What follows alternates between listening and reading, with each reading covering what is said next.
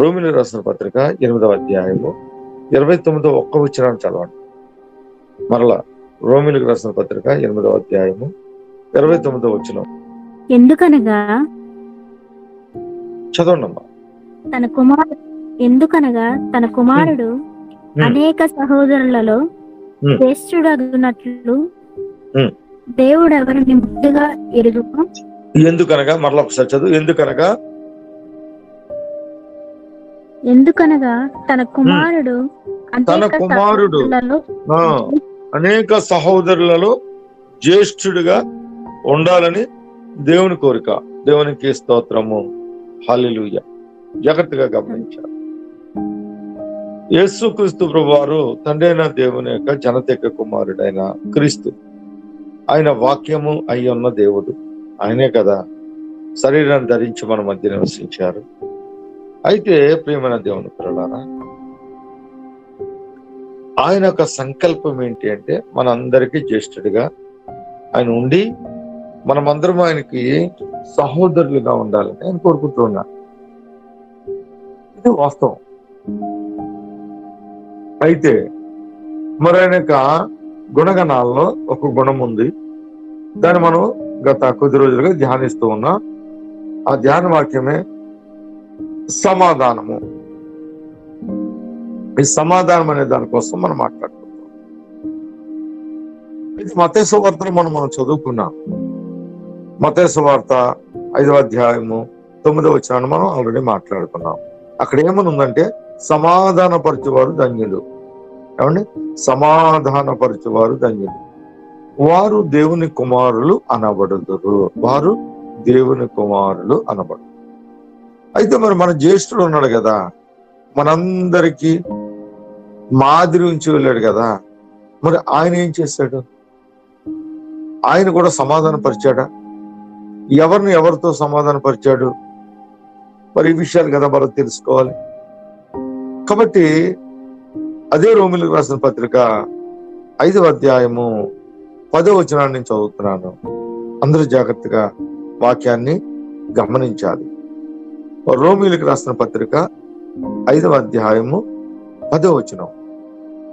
అనగా శత్రువులమై ఉండగా ఆయన కుమారుని మరణము ద్వారా మనము దేవునితో సమాధాన పరచబడిన ఎడల సమాధానపరచబడిన వారమై ఆయన జీవించుట చేత మరి నిశ్చయముగా రక్షించబడుదుము. ఆమేన్. వీడు చాలా అంశాలు క్రోడీకరించబడి ఉన్నాయి. శత్రువులమై ఉండగా, ఎవరికి శత్రువులమై ఉన్నాం? దేవునికే శత్రువులుగా ఉన్నామంట. మనమందరం కూడా తండ్రి అయిన దేవునికే శత్రువులుగా ఉన్నామంట. అందుకు ఆయన ఏం చేస్తారట? తన కుమారుణ్ణి మరణము ద్వారా, ఏమండి, ఆయన కుమారుణ్ణి లోకానికి ఎందుకు పంపించాడట? మరణము పొందటానికి, మనకు బదులుగా మన పాపములకు పరిహారార్థ బలిగా, మనకు సమాధానార్థ బలిగా తన జనతేక కుమారుడైన యేసుక్రీస్తు ప్రభువారిని అని ఏం చేశారు అంటే బలిగా అర్పించేశాడు ఈ లోకాన్ని. జాగ్రత్తగా మీరు గమనించాలి.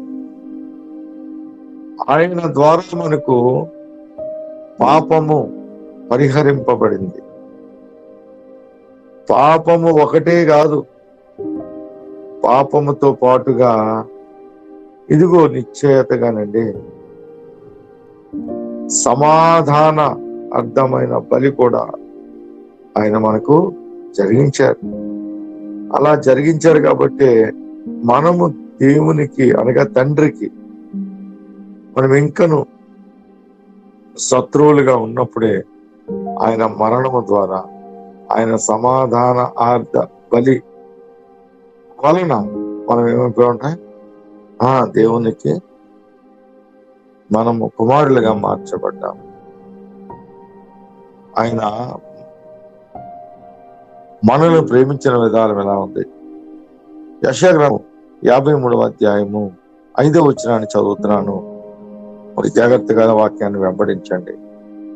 మన అతిక్రమ క్రియలను బట్టి, యెషయా గ్రంథము 53వ అధ్యాయము 5వ వచనం, మన అతిక్రమ క్రియలను బట్టి అతడు అనగా వాక్యమైన దేవుడు గాయపరచబడెను. గాయం అంటే ఏదో చేతుల్లో, కాళ్లలో, ఏమంటే బల్లెపు పోటే కాదు. ఆయన పాలుగారే దేహాన్ని ఛిద్రం చేసేసారు. అంటే ముక్కలుగా శరీరం అంతా కూడా దున్నబడిపోయింది. ఆ ముళ్ళ కొరడాలతో కొడుతుంటే ముక్కలు చెల్లాచెదరైపోతాం. అంతగా గాయపరచబడ్డాడు. ఎందుకు గాయపరచబడ్డాడంటే మన అతిక్రమ క్రియలను కొరకు, అలాగే మన దోషములు కొరకు నలగగొట్టబడ్డాడట. మన అతిక్రమ క్రియలకు గాయపరచబడ్డాడట. మన దోషములను బట్టి నలగగొట్టబడ్డాడట. అంత మాత్రమే కాదు, మన సమాధానార్థమైన శిక్ష ఆయన మీద పడెను. ఇలా చేయటానికి యెహోవాకు ఇష్టమైనదట. 10వ వచనం చదువుతున్నాను.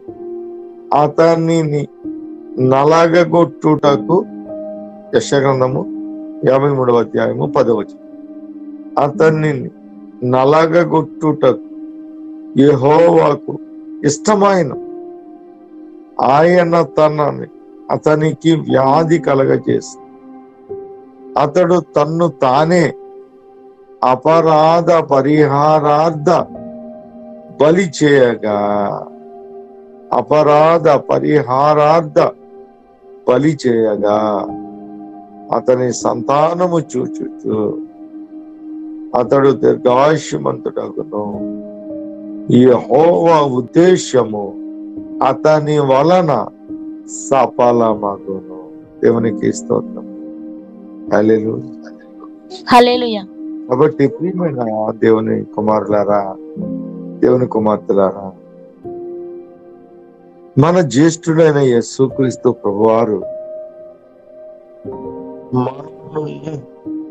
ఇంకా మీకు క్లారిటీ రాలేదని నేను అనుకుంటున్నాను, అర్థం కాలేదని. ఇంకా మీకు అర్థం కావటానికి ఎఫెసీయులకు రాసిన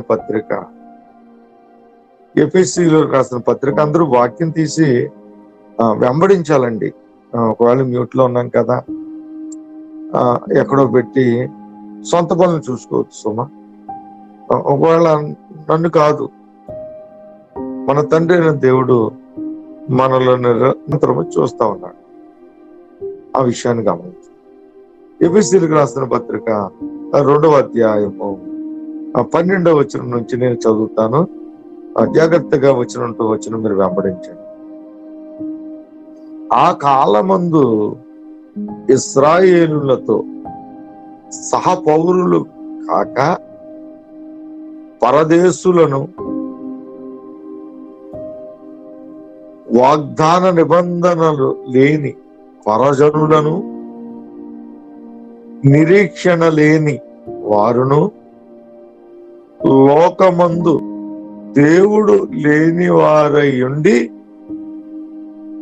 చూడండి మనల్ని గురించి పరిశుద్ధాత్మ దేవుడు ఎంతో ప్రేమతో మన యొక్క జీవిత విధానము స్పష్టంగా చెప్తా ఉంది. మనం ఎంత అదృష్టవంతులం అండి. మనకి ఎవరు లేరట, మనకి దేవుడే లేడట. కానీ సత్యము, ఎందుకు సత్యము అంటే నా తండ్రి అయిన దేవుడు లిఖింపబడిన ఇది పరిశుద్ధ వాక్యము. ఎటువంటి సత్యాన్ని తెలియపరుస్తున్నాడో చూడండి. ఆ కాలమందు ఏం జరుగుతుందట? ఇజ్రాయేలుతో మనము సహపౌరులం కాక పరదేశులం అంట మనం. వాగ్దాన నిబంధనము లేని పరజనులు మటుకు, నిరీక్షణ లేని వారు మాట. ఇక చివరి మాట గుండె పగిలిపోయేలా ఉంది. లోకమందు దేవుడు లేని వారై ఉండి క్రీస్తుకు దూరస్థులమై ఉంటిరని మీరు జ్ఞాపకము చేసుకోండి. మన జీవితాన్ని తెల్లపరుస్తూ ఉన్నాడు. మన యొక్క జీవిత విధానం ఆయన తెలియపరుస్తూ ఉన్నాడు. మనం ఎట్టివారమో దేవుడు మనకు తెలియపరుస్తూ ఉన్నాడు. అప్పుడే దేవుని కుమార్తె నాకు దేవుడు ఏం చేశాడండి, ఈజీగా మాట్లాడేస్తాం. మిమ్మల్ని మ్యూట్లోంచి బయటకు వచ్చి అమ్మా మిమ్మల్ని ఒక్కొక్కరిని అడిగితే మీరు ఏమంటారు తెలుసా? మాకేం చేశాడండి అయ్యగారు దేవుడు అంటే, ఎవరికైనా సరే మీరు చదువుకొని ఇంటికి వెళ్ళిన తర్వాత, మీరు ప్రత్యేక గదిలోకి వెళ్ళిన తర్వాత చదువుకోండి, మీకు ఏం చేశాడు తెలుసా దేవుడు? ఇజ్రాయేలుతో సహపౌరులు కాకపోయినా, పరదేశులుగా ఉన్నా, వాగ్దాన నిబంధనలు లేకపోయినా, పరజనులుగా ఉన్నా, నిరీక్షణ లేని వారిగా ఉన్నా, లోకంలో దేవుడు లేని వారిగా ఉన్నా, క్రీస్తుకు దూరస్తులుగా ఉన్నా, ఇదిగో మీరు ఇటువంటి వారని మీరు జ్ఞాపకం చేసుకున్నది. ఏమీ లేనివారు మనం. ఇవన్నిటికంటే మనల్ని ఎంత గొప్పగా ప్రేమించాడు దేవుడు అంటే చాలా సంతోషపడతాను నేను. మీరు ఎలా తీసుకుంటారో వాక్యాలు నాకు అర్థం కాదు, కొన్ని వాక్యాలను బట్టి మనం ఎంత ఆనందించాలి. మనం ఎంత ధన్యులో చూడండి. ఆయన అంటున్నారు, యోహాను సువార్త 1:12 చదువుతున్నాను. తన్ను అంటే వాక్యాన్ని తన్ను ఎందరు అంగీకరించరో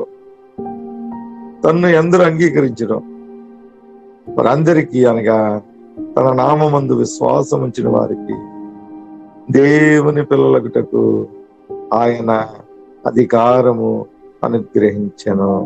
దేవునికి స్తోత్రం. హల్లెలూయా. ఇక్కడ దీన్ని జ్ఞాపకం చేసుకోవచ్చు. ఇదిగో మీరు ఇటువారే ఉన్నారు, కానీ వాక్యమైన దేవునికి మీరు లోబడితే మీరు దేవుని కుమారులుగా మార్చబడతారు అని ప్రభు వాక్యం సెలవిస్తుంది. ఎఫెసీయులకు రాసిన పత్రిక 2వ అధ్యాయం 11వ వచనాన్ని ఎదుటిగా ఇంకా తెల్లగా మనకు తెలియపరుస్తుంది. అయినను మునుపు దూరస్తులైన మీరు ఇప్పుడు యేసు క్రీస్తునందు క్రీస్తు రక్తం వలన సమీపస్తులై ఉన్నారు. దేవునికి స్తోత్రము. హల్లెలూయా. హల్లెలూయా.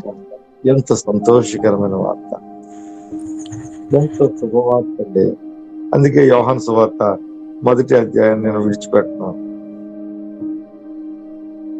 12వ వచనంలో తను ఎందరు అంగీకరించరో మరి అందరికీ, అనగా తన నామమందు విశ్వాసం ఉంచిన వారికి దేవుని పిల్లలగుటకు ఆయన అధికారం అనుగ్రహించను. వారు దేవుని వలన పుట్టిన వారే కానీ రక్తము వలనైనను, శరీరేచ్ఛ వలనైనను, మనుష్యేచ్ఛల వలనైనను పుట్టిన వారు కాదు. మరి ఎలా పుడతారండి? మనందరం ఎలా పుట్టాం?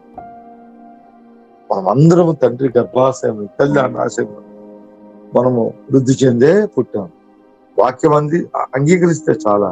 ఎస్, వాక్యం అంగీకరిస్తే చాలు. మీరు దేవునికి పిల్లలుగా మార్చబడ్డారు. తన్ను ఎందరు అంగీకరించరు. ఆ తన్ను అనగా ఎవరట? 1 పేతురు పత్రిక 1వ అధ్యాయము 21వ వచనం చదువుతున్నాను. తీయాలి, వాక్యం తీసి వెంబడించాలి. 1 పేతురు పత్రిక 1వ అధ్యాయము 21వ వచనం. మీరు అంటే మనము క్షయ బీజము నుండి కాక క్షయమైపోయే బీజం నుంచి కాదు. తండ్రి బీజం అంటే క్షయమైపోయి అది అది కొద్ది రోజులకి అదేమవుతుంది, నశించిపోతుంది. కాబట్టి అటువంటి బీజం నుంచి కాక శాశ్వతమగు జీవము గల దేవుని వాక్యము మూలముగా అక్షయ బీజము నుండి పుట్టింపబడిన వారు గనుక. మనం ఎలా పుట్టింపబడ్డామంట? మనుష్యాచ వలన కాదు, రక్తాచల వలన కాదు, శరీరాచ వలన కాదు. జన్మించింది అలాగే. కానీ ఆయన్ని అంగీకరిస్తే, వాక్యమైన దేవుణ్ణి అంగీకరిస్తే, తన జనతైక కుమారుడైన యేసుక్రీస్తు ప్రభువుని అంగీకరిస్తే ఎలా మారిపోతామట?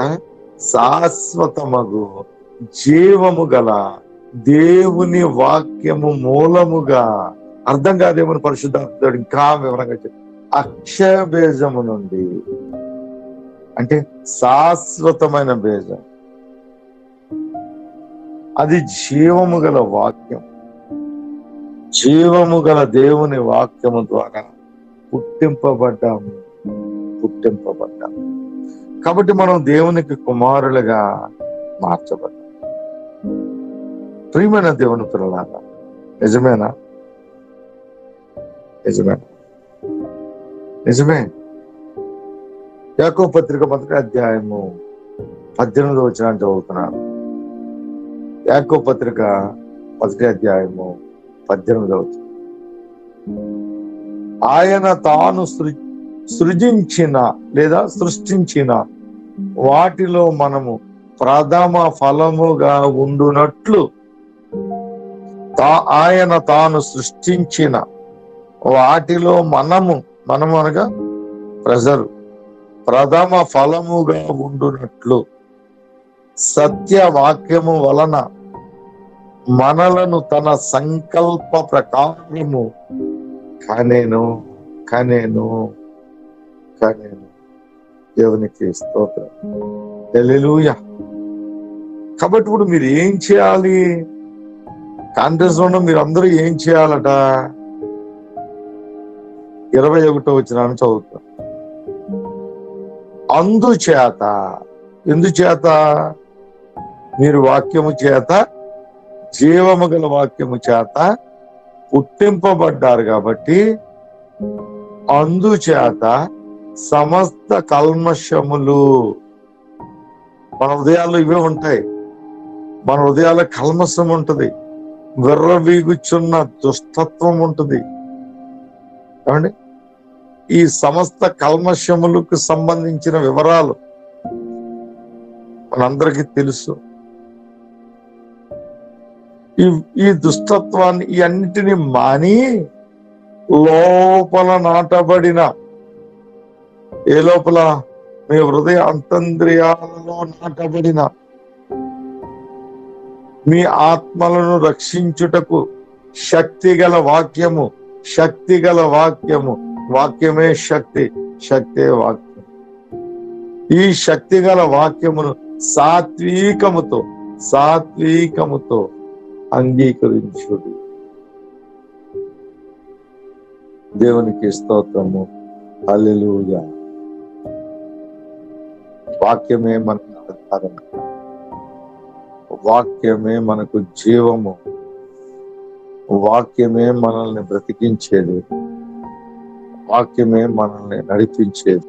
కాబట్టి ప్రియమైన దేవుని పిల్లలారా, సత్యాన్ని తెలుసుకుని ఆ పరిశుద్ధాత్మ అభిషేకము కొరకు, ఆయన నడిపింపు కొరకు మీరందరూ కూడా ఆయన మీద మీరు ఆనుకుంటే,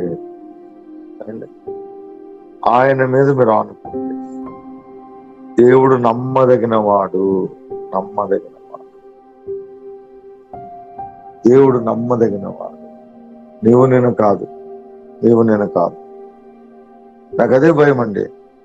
నేను ఎప్పుడు కూడా 2008 నుంచి నా పరిచయం కొనసాగుతుంది. 2016 తర్వాత మరి 17లో అనుకుంటా జాన్ గారి ఫోన్లో పరిచయం అయ్యారు. తర్వాత 17 నుంచి మేము పరిచయం ప్రారంభించాం. అప్పటి నుంచి ఇప్పుడు దాకా మాకు కట్టుకోవట్లేదండి. ఏ మనిషిని మాకు కట్టుకోవాలి. మాకు కట్టుకుంటే ఏం జరుగుతుందో తెలుసా? మేము మనుషులమండి. మీరు జీవము గల దేవుని వాక్యానికి కట్టబడితే, నిజమైన ద్రాక్షావల్లికి మీరు అంటగట్టబడితే, మీరు అన్నిటికీ మరి దేవుని సన్నిధి తొలగిపోరు. అన్నిటికీ ఆ దేవుని యొక్క ఆ సింహాసనం నుంచి తొలగిపోరు. మరి మాకు, మేము జాన్ గారికి, నాకు, కాలేజీ వరకు కట్టుకున్నాం అనుకోండి, మరి మీరు మమ్మల్ని వెంబడిస్తారు. మేము మనుషులమే, ఎక్కడో మాకు లోపాలు ఉంటాయి. ఆ లోపాలు మీరు చూసినప్పుడు ఇదిగో నిశ్చయంగా మీ ఆత్మీయ జీవితం నష్టపోతుంది, మీ ఆత్మ నశించిపోతుంది. దానికి ఒక దినాన్ని లెక్క అప్పగించవలసిన వారిగా మేము ఉన్నాం. అందుకే మరి మాకు అనగా మనుషులకు మరి కట్టబడటం కాదు, కానీ మనమందరము నాతో సహా మరి నేను నిజమైన ద్రాక్షావల్లి, నా తండ్రి వ్యవసాయకుడు అని చెప్పిన యేసయ్య అని చెప్పిన వాక్యమైన దేవుడు, మనమందరము ఆయనకు కట్టుబడాలి. అయితే ప్రియమైన దేవుని పిల్లలారా, ఈయన ఏం చేశాడట? ఎఫెసీయులకు రాసిన పత్రిక 2వ అధ్యాయం 13వ వచనం, ఆయనను మునుపు దూరస్తులైన మీరు ఇప్పుడు క్రీస్తు యేసునందు అనగా క్రీస్తు రక్తం వలన సమీపస్తులై ఉన్నారు. సమీపస్తులై ఉన్నారు. ఎవరికి సమీపస్తులు? తండ్రికి. 14వ వచనం చదువుతున్నాడు, ఆయన మన సమాధానమై ఉండి. ఎవరటండి? క్రీస్తు అండి. వాక్యం ఏమైపోయిందట? సమాధానమై ఉండి మీకును మాకును ఉండిన ద్వేషమును అనగా విధిరూపకమైన ఆజ్ఞలు గల ధర్మశాస్త్రం తన శరీరమందు కొట్టివేట చేత మధ్య గోడను పడగొట్టి మన ఉభయులను ఏకము చేసి. ఎవరు ఉభయులు? ఎవరు? మొదటిగా మనం చదువుకున్నాగా 12వ వచనం, ఆ కాలమందు ఇశ్రాయేలుతో సహపౌరులు కాక. అదే ఆ దినాల్లో మనం యూదులతో సహపౌరులం కాదు మనం. కానీ ఇప్పుడు ఏమైంది? మొదటివారు కడపటివారు మొదటివారుగా మారారు. ఎంత ఆశ్చర్యం!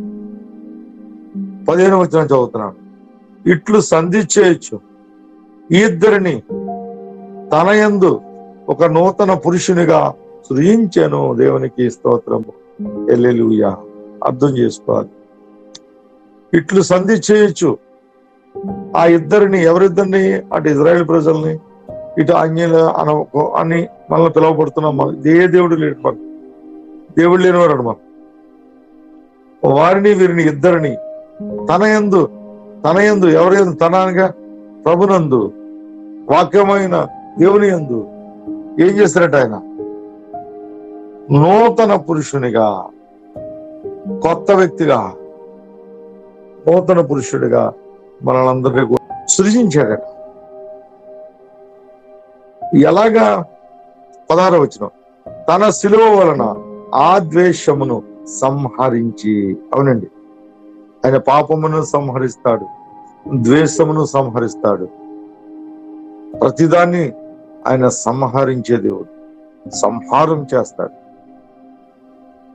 ఏదైతే మనల్ని ఆటంకపరుస్తూ ఉంది, మనలో ఏదైతే దేవునికి మనకి అడ్డుగోడగా నిలిచి ఉన్నదో, అది ఏమైనప్పటికీ వాక్యం ఎంతకు వస్తే ఆయన ఏం చేసే దేవుడిగా ఉన్నాయట? సంహరించే దేవుడిగా ఉన్నాడు. దాని ద్వారా వీరిద్దరిని ఏక శరీరముగా చేసి దేవునితో సమాధానపరచవలనని ఇలాగూ చేసిన గనుక ఆయన మనకు సమాధాన కారకుడై ఉన్నాడు. దేవునికి స్తోత్రము, హల్లెలూయా. కాబట్టి ప్రియమైన దేవుని కుమారుడు, ఒకసారి ఆలోచించు. నీ జ్యేష్ఠుడు సమాధానపరచడానికి, ఆయన సమాధానంగా మార్చుకుంటాడు. మరి నీవు నీలో నీకు సమాధానం ఉందా? నీ భార్యకు నీకు సమాధానం ఉందా? నీ పిల్లలకు నీకు సమాధానం ఉందా? నీ సహోదరులకి నీకు సమాధానం ఉందా? కాబట్టి నీ భర్త చర్చికి వెళ్తాడు, నువ్వో చర్చికి వెళ్తావు. మీ సంఘానికి ఆయన సంఘానికి సమాధానం ఉందా? ఒక సంఘం నుంచి ఒక సంఘానికి వందనాలు చెప్పుకోరు. మరి సమాధాన అధిపతి అయిన కుమారులు మీరు, సమాధాన కారకుడైన యేసుక్రీస్తు ప్రభువారికి యొక్క మరి సహదాసులు, సహోదరులు కూడా మీరే, స్నేహితులు కూడా మీరే. రాత్రికాల సమయంలో నా ప్రియమైన దేవుని పిల్లలారా, మంచి తీర్మానం చేసుకోండి. సమాధానం అనేది దేవుని గుణ లక్షణాలు. సమాధానానికి ఆయన కర్త, సమాధానానికి ఆయన అధిపతి. ఆయన మనలను దేవుని లేని ప్రజలుగా మనం ఉంటే ఆయన వాటి అన్నిటినీ పరిపూర్ణం చేసి తండ్రికి ఒక యాజక రూపము అయిన రాజ్యముగా ఆయన మనల్ని అందరినీ కలిసి అప్పగిస్తే, ప్రియమైన దేవుని పిల్లలారా, మీరు ఇంకా అడుగుతారు, దేవుడు నాకు ఏం చేశాడండి అయ్యా? దేవుడు నాకు ఏం చేశాడు? ఏం చేయాలో తెలుసా? ఈ ఆసావలే ఒక పూట కూటి కోసమే, ఒకనాటి సుఖానుభవం కొరకే మనం ఇంకా లోకం వైపు చూస్తూ ఉంటాం. ఎంత ఆశ్చర్యం! దేవుడేమంటున్నాడు? సమస్త సృష్టి నేనే సృజించాను, దాన్ని ఏలండి అంటున్నాడు. ఏలడం అంటే పరిపాలించండి. మీరు డిక్టేటర్స్, మీరు పాలించేవారు, ఈ లోకాన్ని ఏలేవారు, భూమిని నిండించేవారు. సమస్తం నీ పాదముల కింద ఉంచాడు దేవుడు. కాబట్టి ప్రియమైన దేవుని పిల్లలారా, రాత్రికాల సమయంలో తీర్మానం చేసుకున్నాం. మొదటగా త్రియేక దేవునితో మనం సమాధానపరచబడతాం. ఆయన గుణలక్షణమైన సమాధానాన్ని, ఒక గొప్ప లక్షణాన్ని మన జీవితాల్లో దేవుడు స్థిరపరచును కాక. ప్రార్థన చేసుకుంటాం. మహోన్నతుడా, మహాకృప కలిగిన తండ్రి, దయగల రాజా, నీకు ఎనలేని కృతజ్ఞత ఆస్తులు చెల్లిస్తున్నాను. మరి మీరు మాతో మాట్లాడారు, నీ పిల్లలతోనే కాదు కానీ ముఖ్యంగా ప్రభువా నాతో కూడా మీరు మాట్లాడారు. మీరు మాట్లాడిన ప్రతి మాటను బట్టి మీకు ఎనలేని కృతజ్ఞత ఆస్తులు చెల్లిస్తున్నానయ్యా. అవును నా తండ్రి, ఈరోజు ప్రభా సమాధాన కారకుడైన మా క్రీస్తు ఆయనతో పాటుగా మేమును సమాధాన కారకులమై ఉన్నాం ప్రభా. ఆయన గుణలక్షణము మాలో మీరు ఉంచి ఉన్నందుకు మీ కృతజ్ఞత ఆస్తులు చెల్లిస్తూ, మరి మా అందరి హృదయాల్లో ప్రభా ఈ యొక్క వాక్యపు మాటలు, వాక్యపు జీవము కలిగిన విత్తనాలు మా యొక్క దున్నబడిన నేలలో పడిన విత్తనం వలె ప్రభా మా హృదయాల్లో మీరు ముద్రించి స్థిరపరచండి ప్రభువా. నిశ్చేతగా మేము అనేకులకు సమాధానముగా, మరి సమాజానికి సమాధాన కారకులుగా, అలాగే సంఘాలకు సమాధాన కారకులుగా, అయినా నీ కృపలో ఉన్న తండ్రి ఈ లోకానికే సమాధాన కారకులుగా మమ్మల్ని ఈ రాత్రి స్థిరపరచండి. అవునయ్యా, కుటుంబాల్లో సమాధానం లేదు, ఆయన సమాజంలో సమాధానం లేదు, ఆయన రాష్ట్రాల మధ్య సమాధానం లేదు, జిల్లాల మధ్య సమాధానం లేదు, దేశాల మధ్య సమాధానం లేదు. నా తండ్రి, ఈ లోకంలో ఆయన ప్రపంచాల మధ్య కూడా సమాధానం లేదు. ఆయన మేము సమాధాన అధిపతి అయిన దేవుని పిల్లలుగా, ఆయన మేము అనేకులకు సమాధానం కలగజేసేవారుగా, మా జ్యేష్ఠుడైన యేసుక్రీస్తు ప్రభు ఆ ఉభయుల్ని ఏకం చేసినట్లుగా ఈ లోకంలో ఉన్న వారందరినీ ఏకపరిచి ఒక తండ్రికి ఆయన రాజ్యముగా, యాజక సమూహముగా, ఒక రాజ్యముగా ఏ రీతిగా అప్పగించాడు, ఆ బాధ్యత మేమును తీసుకుని ఆయన కన్యవధువు అనబడిన ఈ యొక్క సార్వత్రిక సంఘం అనే ఈ కన్యవధువును ప్రభువా మేమును సిద్ధపరిచే గొప్ప యోగ్యత మాకు అనుగ్రహించి, ఆయన మాలో మీరుండి, మాతో మీరుండి, మాలో మీ మాటలుంచి, మీరు మా యందును మేము మీ యందును స్థిరపరచబడినప్పుడు మేము ఏది అడిగినాను తండ్రి చేత అది మాకు దొరుకుతుందని మీరు ఇచ్చిన వాగ్దానము చేసిన గొప్ప దేవుడు కనుక, ఆయన వాగ్దానము చేసిన దేవుడు నమ్మదగిన వాడు కనుక ఈ రీతిగా మమ్మల్ని ఆశ్రయించి దీవించి ఫలభరితమైన జీవితాలు మాకు అనుగ్రహిస్తారని యేసు పరిశుద్ధ నామములో ప్రార్థనా విజ్ఞాపన అడిగి వేడుకుని పొందుకునే నామ పరమ తండ్రి. ఆమేన్.